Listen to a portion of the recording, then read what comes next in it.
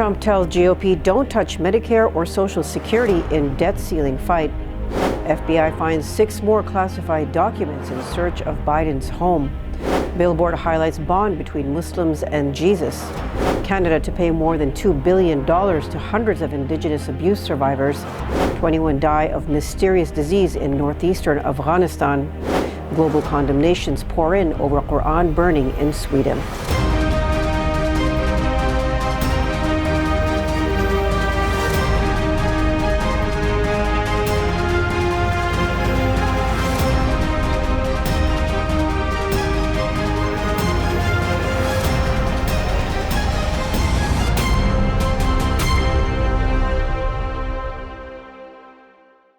From our Chicago studios, this is the Muslim News on Muslim Network TV.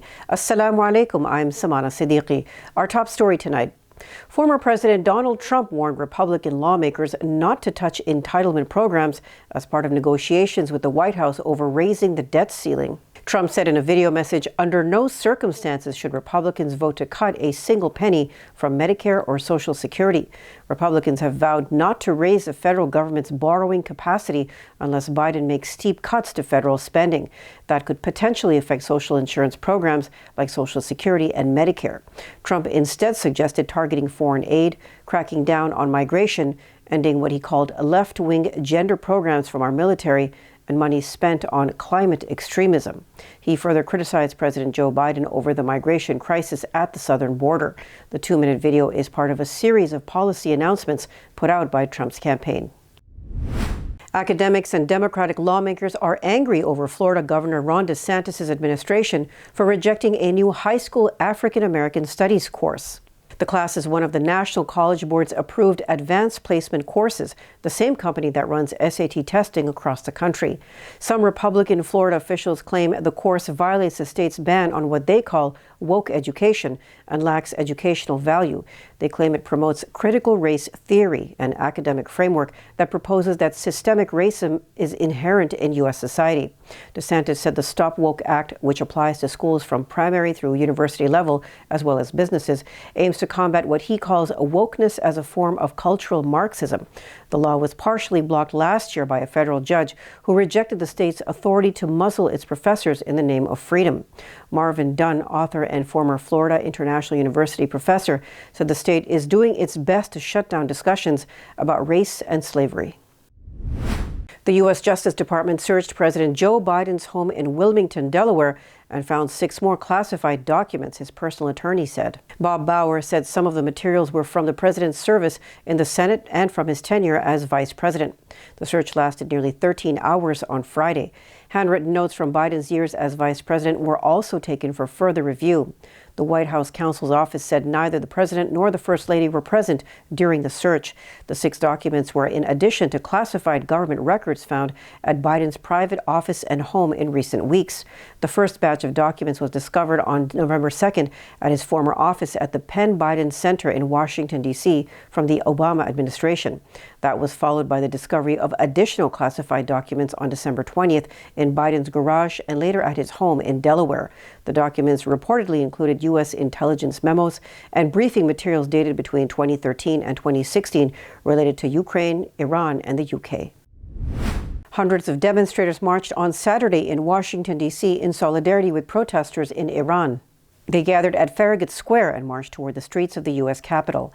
They demanded the U.S. declare Iran's Islamic Revolutionary Guard Corps a terrorist organization. Protesters carried banners, Iranian flags, and chanted slogans calling for freedom in Iran.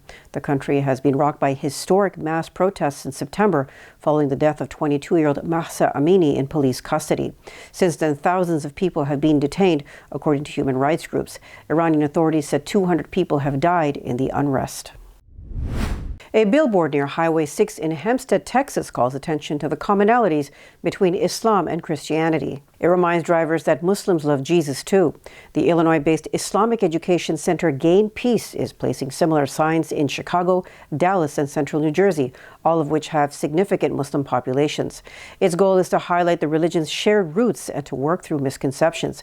Christianity and Islam are both monotheistic faiths whose religious texts, the Quran and the Bible, include many verses about Jesus and Mary. Muslims consider Jesus to be a prophet of God. Gain Peace is the outreach arm of the nonprofit Islamic Circle of North America. The group paid about $6,000 for the Houston sign, sponsored by a local Muslim convert. Global condemnations pour in over Quran burning in Sweden. Details after the break, so stay tuned, and we'll be right back after these messages.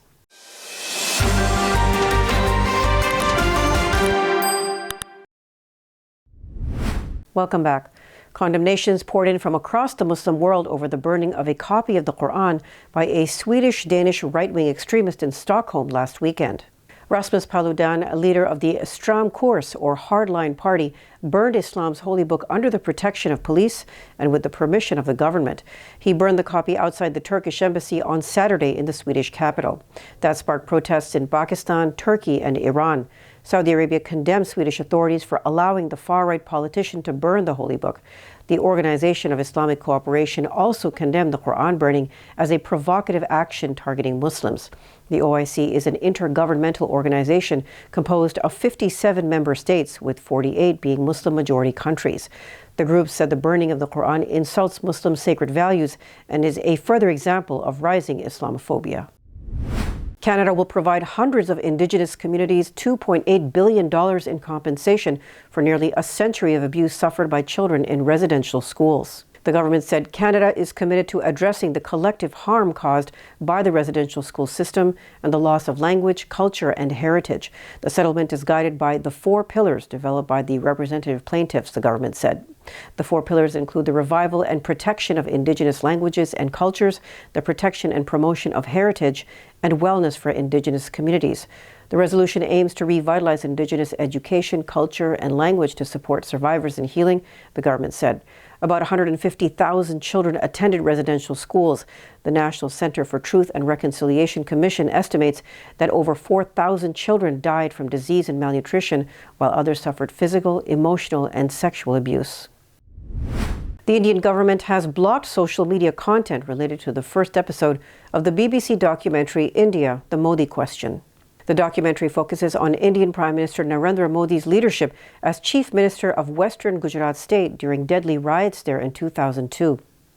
The pogroms killed more than 1,000 people, the vast majority of whom were Muslims. The U.S. government in 2005 and later the U.K. government barred Modi from traveling there due to his failure to put an end to the deadly Gujarat riots. Those were triggered by a train burning in the municipality of Godhra on February 27, 2002, in which Hindu pilgrims returning from the city of Ayodhya were killed. Muslims were blamed for the fire, but an inquiry later determined that the cause was accidental. Invoking emergency powers under the new information technology rules, the federal government ordered blocking YouTube videos and tweets sharing the documentary's first episode. It has yet to be officially released in India.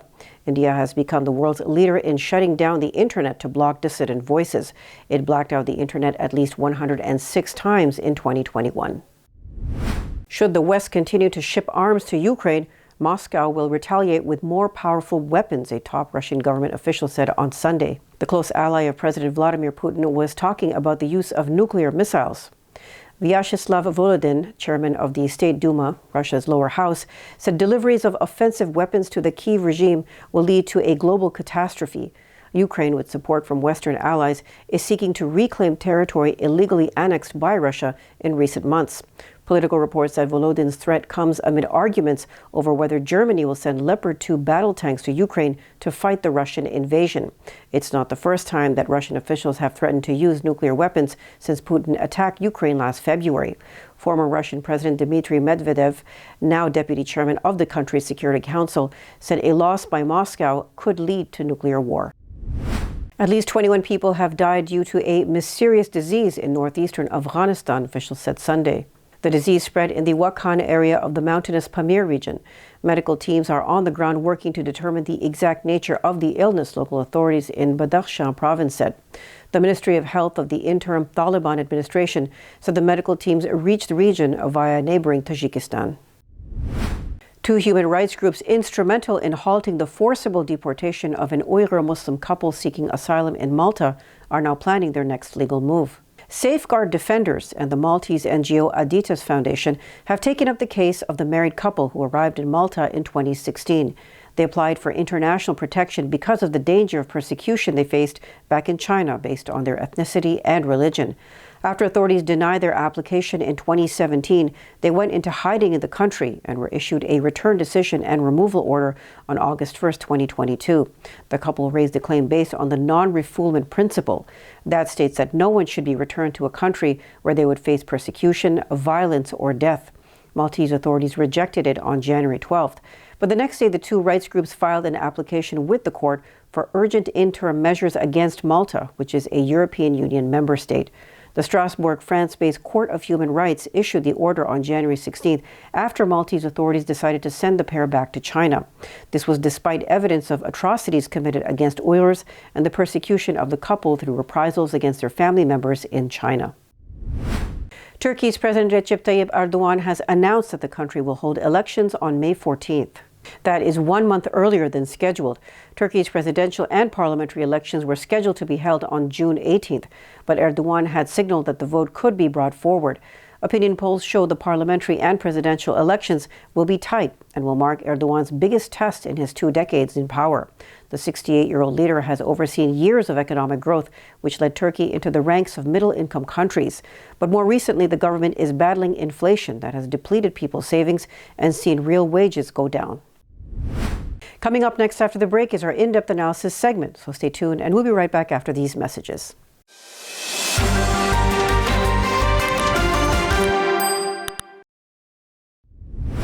Welcome back. Texas's Medieval Marvels exhibition celebrates Islam's golden age of scientific discovery. It's been hailed a success. To discuss this in detail, let's go to Imam Abdul Malik Mujahid. Over to you, Imam Mujahid. Thank you, Samana. Muslims think very high of the Islamic civilization, and they're proud of it. But our neighbors in America have no idea how proud we are about our civilization. Well, take one example of this ignorance and the gap. 60% of the world today needs glasses. And although Ibn al-Haytham did not invent the eyeglasses, he is the father of optics in the world. Born almost 1100 years ago, before him, people even did not know how a human being sees things. But there is someone in Texas who was concerned about, and he decided to bridge this gap between Muslim contribution and the knowledge of the neighbors, and set up an exhibit. He is with us, Dr. Basheer Ahmed. Assalamu alaikum. Wa alaikum assalam. Welcome to Muslim Network TV. Brother Basheer Ahmed is a physician and a scholar and president of the Institute of Medieval and Post-Medieval Studies. Now tell us a bit about this exhibit which you set up in Houston. Okay, let me take a few minutes to introduce this subject. In mid-1990s, I was asked to present a paper about the contribution of Muslim scholars of Spain. And it took me some time to do some research and come out with 6-7 prominent scholars, including Al-Zahrawi and Ibn Rushd. What I found is that not many people, not only non-Muslim, but even Muslims don't know about it. I'm a physician myself, but in my medical school, I never heard about Ibn Sina al-Zahrawi. So it made me curious about that, and I become very much interested in the subject. And in year 2000, Association of Muslim Social Scientists, Professor Dilnawaz Siddiqui, he was the past president of the association, came to Dallas and met with me and Ambassador Ehsani, who was very active in this area, and Imam Kawachi. And we said that we will take this project to disseminate the information about great Muslim scholars and their achievement, their contribution to the world. And we had a first regional conference in 2001. In 2005, I published a book, Muslim Contribution to World Civilization. I edited the book, and it was published by uh, Institute of Islamic Thought in Virginia, USA. From there on, for last 20 years, we established this Institute of Medieval and Post-Medieval Studies and started conferences where we invited many scholars from USA to talk about this subject. Then, sometime in middle 2010, I visited India and Pakistan and collected about 25 great posters of the Muslim medieval scholars and what they contributed, just like you mentioned about Ibn Haytham. So we had about 25 posters, and I was showing that during my conferences, but we decided sometime in October that it might be good to have this exhibit for a longer period so that many people can visit. And luckily, Professor Mustafa Boshaki, he is Algerian astrophysicist in University of Texas, Dallas, contacted the university and they kindly agreed to have this exhibit for almost 2 months, from middle of December to 23rd of January. The So, university has 30,000 students, and I'm glad to say that majority of them visited the exhibit, and the first time most of them in their life knew what great contributions the Muslim scholars made about 1,000 years ago. And just to give you one example, you talk about Ibn Haytham. Ibn Haytham was the first scientist who refuted the Greek theory that the rays come from an object, from the eyes to the object to perceive. He said, no, the rays come from object to the eye, perceive in the brain. And that was a real scientific discovery. And Ibn Haytham is regarded as a first scientist in the world who used experiments to prove his theory, whereas the Greeks only theorized and conceptualized but did not do experiments. Muslims start doing that. So we had a great success with the exhibit, and we had 25 posters of all, great scholars, although there are thousands of them, but we selected 25.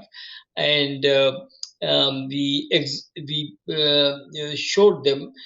In addition to the students, I circulated the information to various Islamic centers locally, and hundreds of people visited on the weekends, and it was a great success. so thank you so much. So, if your goal with this exhibit was to bridge the gap between what some Muslims know and a whole lot of Muslim even don't know, or the neighbors, so you achieved something. So, what are you planning to do next in this particular area?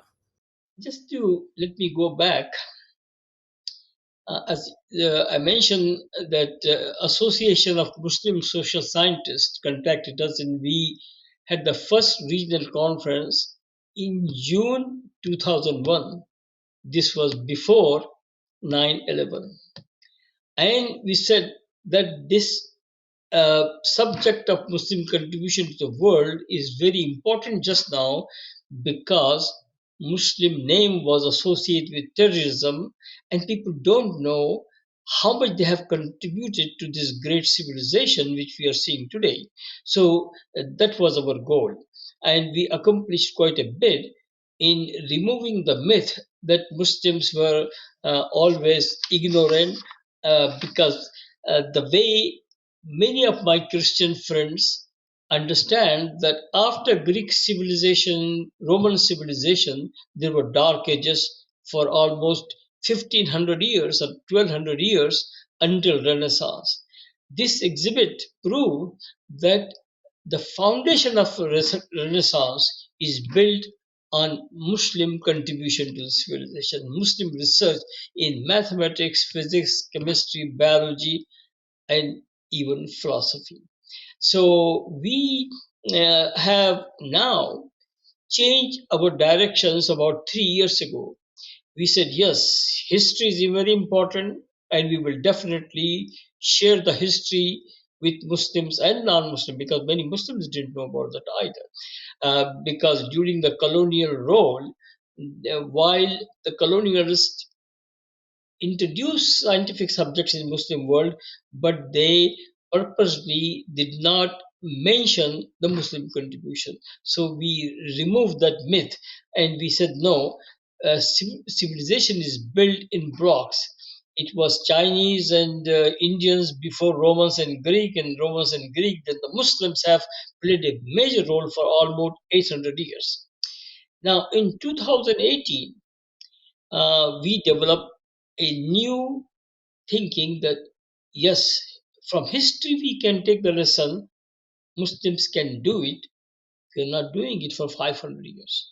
So we have established relationship with 2-3 organizations who just started a very innovative program how to prepare high school students to become future scientists. And they have a very specified program to train them for critical thinking, innovative ideas, so that they can come out with the solutions to the modern problem. And so one institute is Discovery STEM. Another institute recently started that about a couple of years ago is GEM Center, which invites young students to take interest in robotics, how robotics are going to help humanity. So we started relating with them and have joint programs. But somehow Muslims did not take it.